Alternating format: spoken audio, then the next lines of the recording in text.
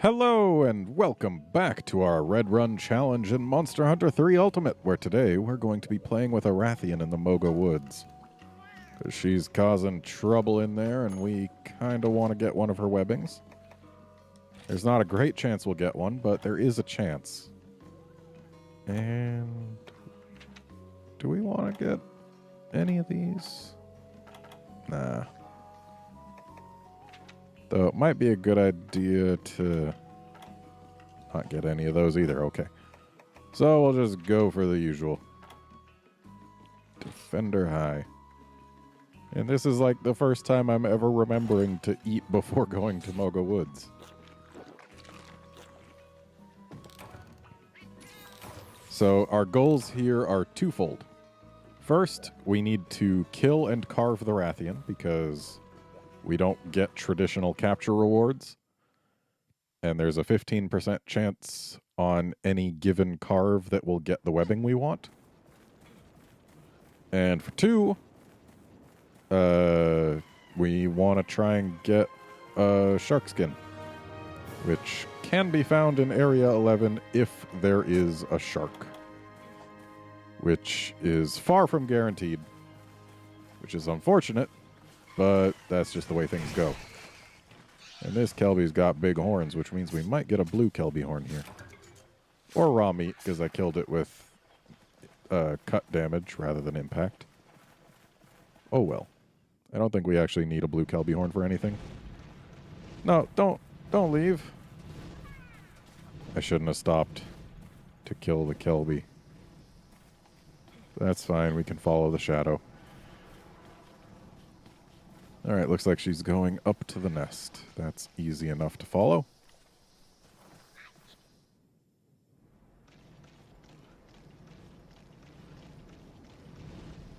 And there's our lady. And that time we actually did get the paint on her. So, as with all Rathians, we want to cut the tail. We want to break the face. Those are the two biggest goals, and they're the biggest goals in that order.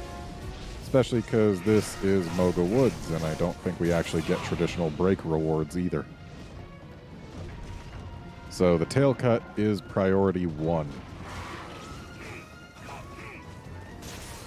I say as I'm going for the face, simply because the face is nice and easy to hit, and there's the break.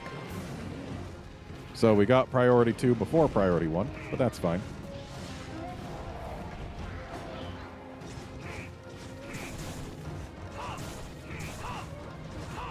Unfortunately, that was a terrible position for her tail to be in after that flash.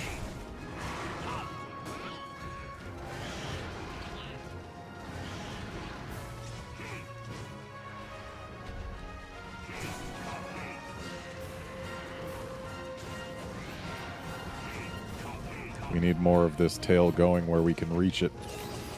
Oh, here's a nice, easy opportunity. It's a bit better when I don't jump over it, though.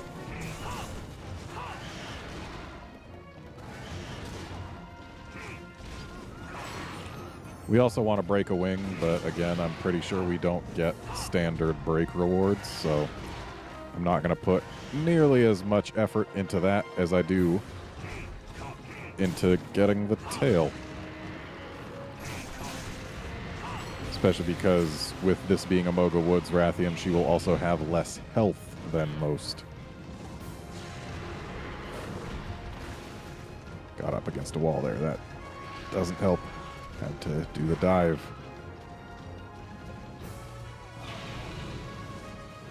Okay, lady, I do like when you're flapping around because it puts your tail where I can reach it, but it's better if you're A, not going for me, and B, holding still rather than doing that air dive. Just saying. You wanted to help me get your tail, there's ways you would do it. Ow.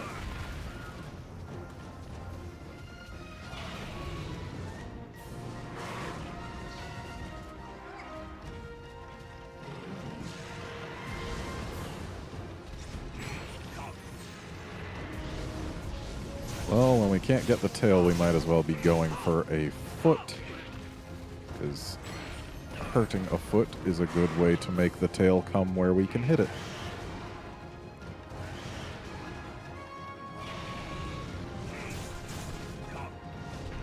Of course, having her fly like that is a fantastic way of having the tail come where we can hit it. But that's something we don't have as much control over.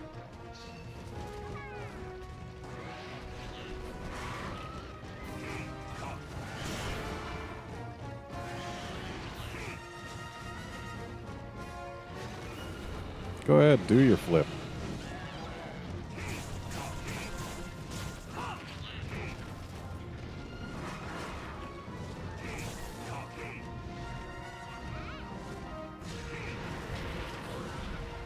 All right, lady. I need you to just keep putting that tail where I can reach it. That's all I need. Just your tail. For now.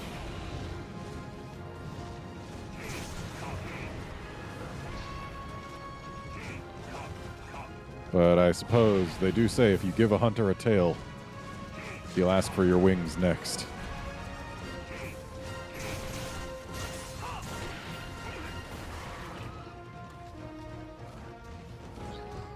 It's just like giving mice cookies. It's not the smartest thing to do. And we're actually still fine. We don't need to heal just yet. Especially not when both of our Shakalakas have healing dances. Though admittedly, it helps when the dance actually goes through rather than being interrupted by the monster. Unfortunately, Shakalakas are not nearly as quick to give buffs and heals as Palicos are in later games.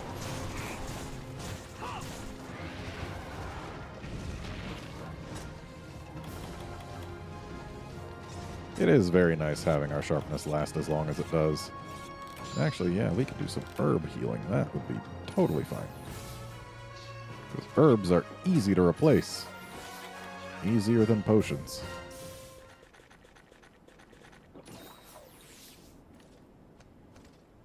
And actually having full stamina in Moga Woods. It's weird.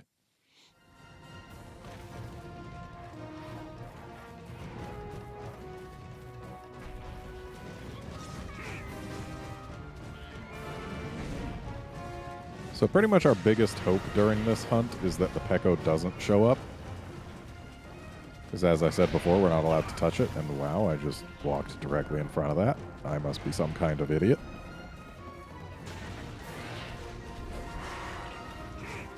Because yeah, we're not allowed to touch the Peko. So if it shows up, then it's just... we have to deal with it. And we've nothing to gain in so doing.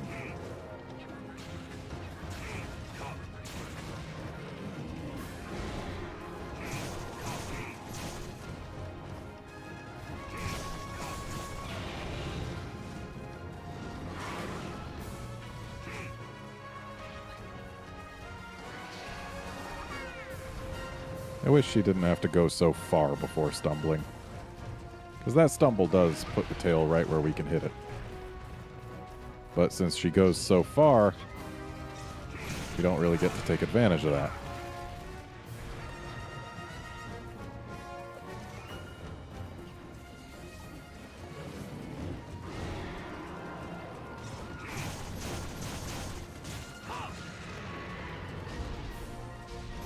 So that was the foot we were working on.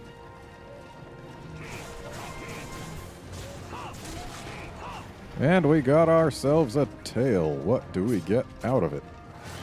Oh, there's Peko. And just a scale? That's lame. Thank goodness she's still tired.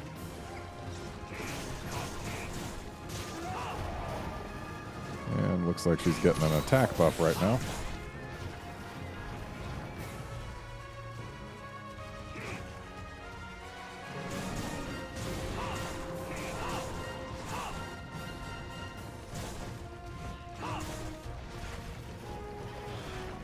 Sup, Peko? How's it going? Now, if I was to dung her, that would actually probably encourage her to go grab herself a meal, which would potentially get us a sparkly, so let's go ahead and do that. Thanks, Pecco. Oh, now she's enraged, huh? I guess she didn't appreciate me throwing poop at her. Can't say I blame her.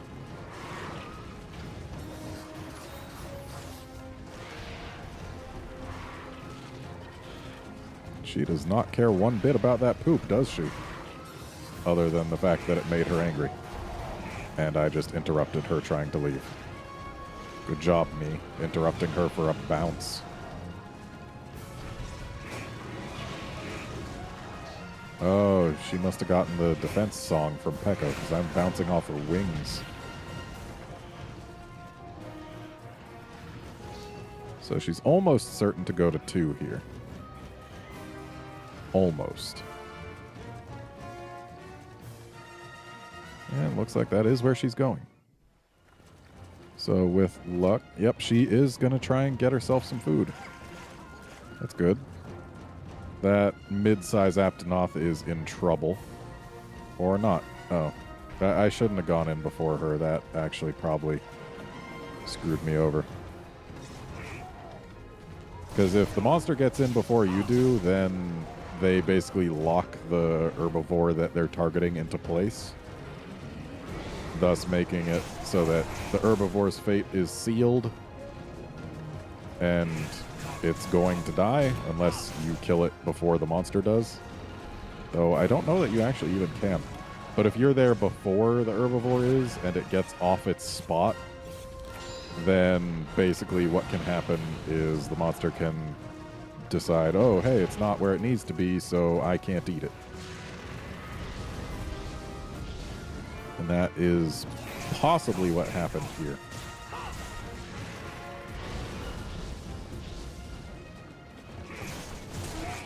All right, we got a wing, which means we are now allowed to just kill her. And here comes a back hop. And then a landing. And more face hits. It's almost as though Rathians are pretty predictable. And since this is a supersized Aptonoth, we're going to kill this one as well. We don't really need more of the supersized dung, but having more can't hurt.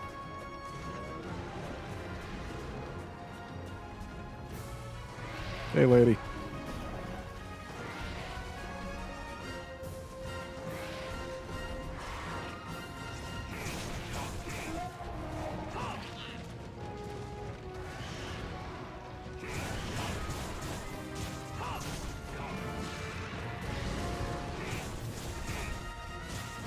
And here's the limp.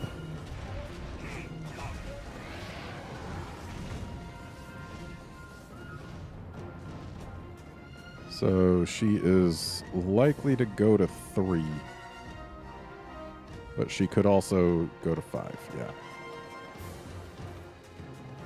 Because from 5 she can go straight to 8. So that's why she'll often choose to go there. But I don't think we're going to even let her get to leave 5.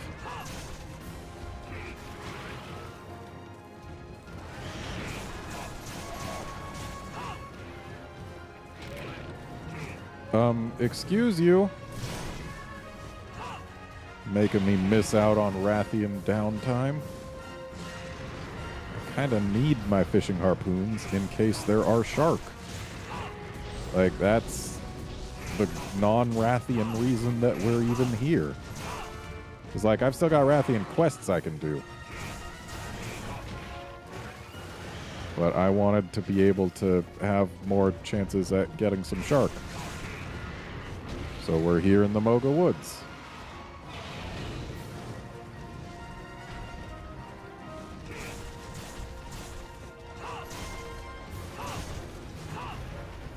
Okay, looks like we have not succeeded in killing her before she leaves, but we know she's going to 8. Which is actually fine by me, because that's closer to where we need to be to get to 11 to find some shark.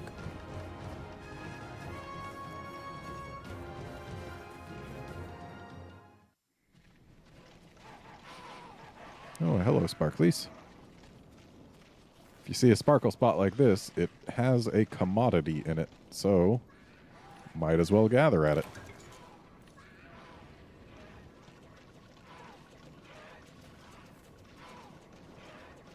If these guys didn't decide to just side shuffle way out of the way before they actually start dancing, then they might actually get their dances off sooner. But alas, they decide to side shuffle for a pretty random distance. It can be kind of short, or it can be way super long, like all the way to the edge of the area. And I don't know what determines how far they side shuffle, but it's a thing they do. There's our Rathian. And there's her face.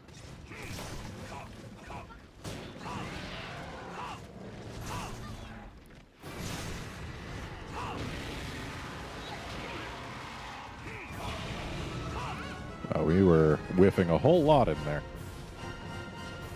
And I know we need to sharpen, but we're fine. And this way we actually have less chance of accidentally killing any shark we may find. Which is good, because we need to not kill them. We need to, well, not with our weapon. We need to kill them with a harpoon, because that's the way this game works. Come on, give me a webbing. 15%. That's all we need. Just one webbing, and we didn't get it. That's a shame.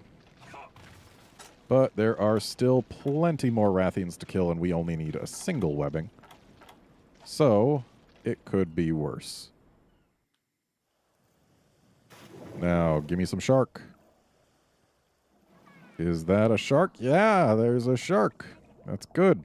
2 even. That's great. Better than I had hoped for. Now we need to hit a 22% chance with these jerks. Which is quite unfortunate. And we also need Cha-Cha and Kayamba to not kill the thing.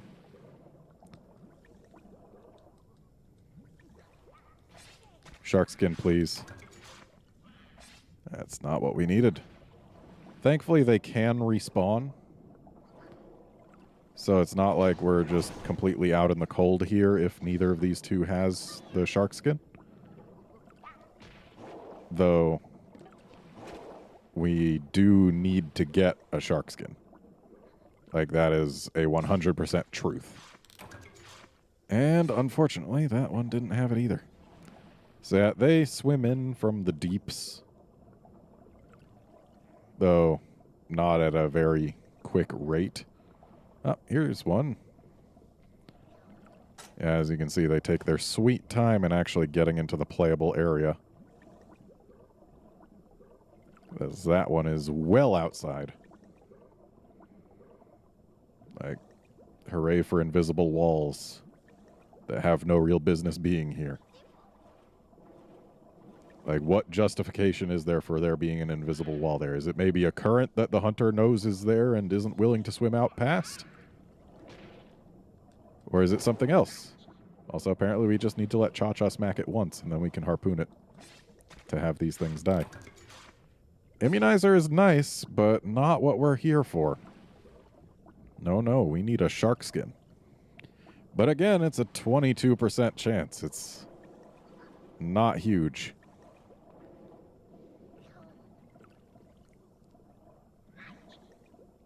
Okay, now it's in range. Okay, I guess it's more than just one Cha-Cha hit.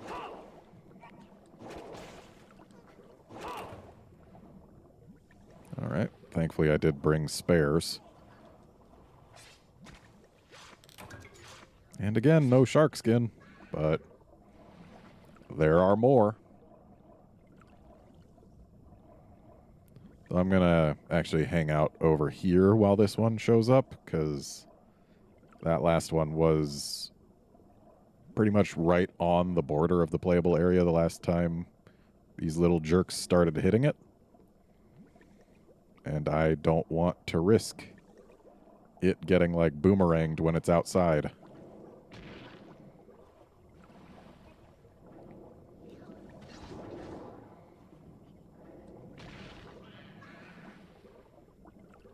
Apparently Cha-Cha and Kayamba just want to yell at it. Oh, dang it. I should have just let them handle it. That's fine. There should still be more. One hopes. They're not here right now, but maybe if we leave the area and come back, there'll be more. That would be nice. Because I still need a shark skin. It's possible that Cha-Cha or Kayamba actually killed or stole a shark skin from it. Possible, but not likely. So, while we wait, let's go ahead and see if we can get any coral pieces. Why not? Or jumbo pearls. That's fine, too.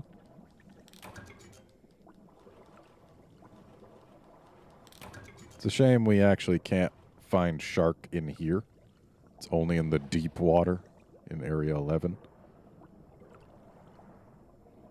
Even though there's no real legitimate reason that there would not be sharks here. But such is life. So let's go ahead and get back there. Hello, tuna. Curious if we can actually stab these. I mean, we probably can. Yep. I'm guessing they're pin tuna. Ooh, dash extract. That's actually very nice. Ooh, and a big fin? Dang. That was actually worth doing. How about these fish? Yeah, those aren't stabbable. But if shark are going to be respawning, I'd imagine that they would have done so by now. So hopefully we'll go in there and there'll be a couple more shark waiting for us. Or zero. I mean, I guess zero is also an option. Not a good one. I really shouldn't have used my weapon against that last one.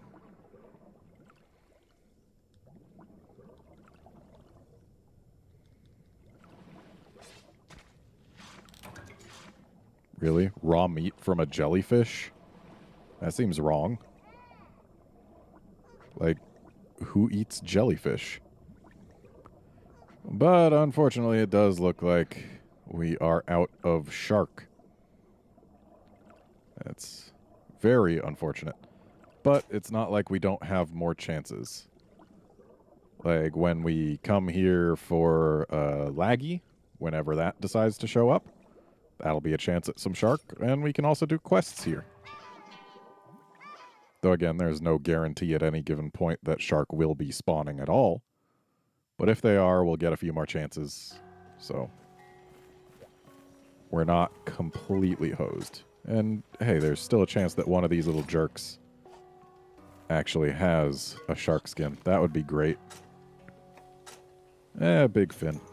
It's not the worst. It's not the best. Okay, so Moga forecast. Anything neat coming up? Nope. Gotta kill at least 3 days before we have a laggy in there. At least 3. But let's do a hunt report. What all do we get? Ooh, there's a rare commodity.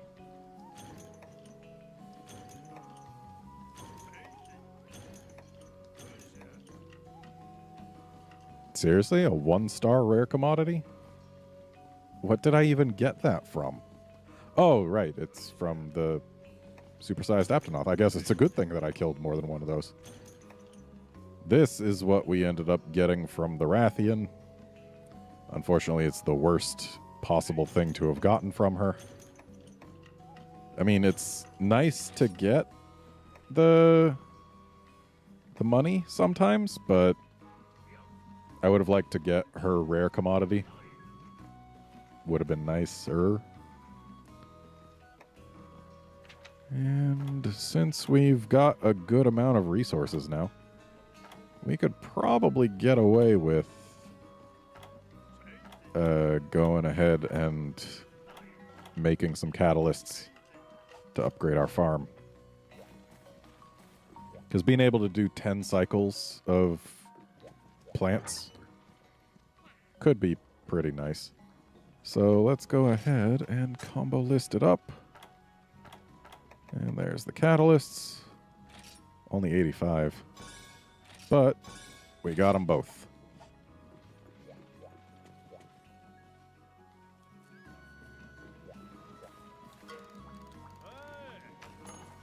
So now let's improve that farm of ours. And there we go. And let's even take a visit over to there.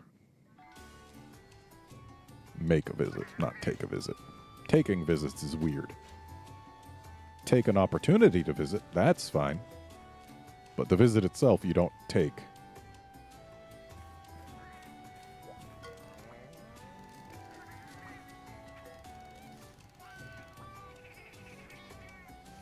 No.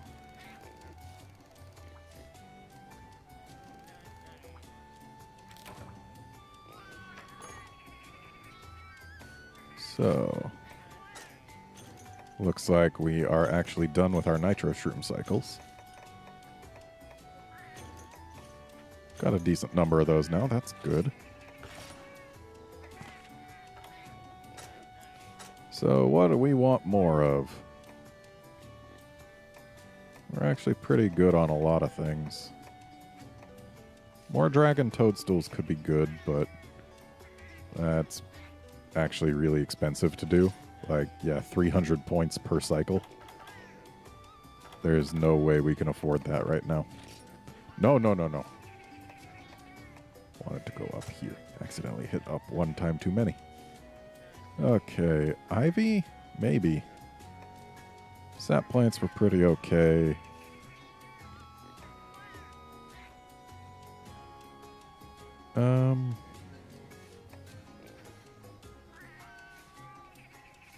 I think we're pretty okay on a lot of things, actually. So let's go for more honey, because we're always going to need more honey. Like 100% of the time.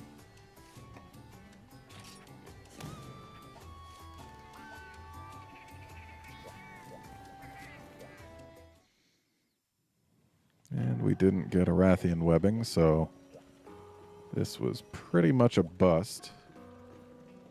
What do we still need to do in Tanzia? Because I have a feeling that that's what we're going to go for next, is whatever we need in here.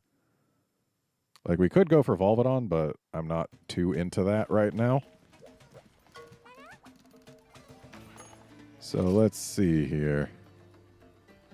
We do need to do playing with fire. And we need to do accident investigation. We actually don't need to do this Royal Ludroth. But it's not a bad idea to do it. We could get a quality sponge, which is 1,000 resource points.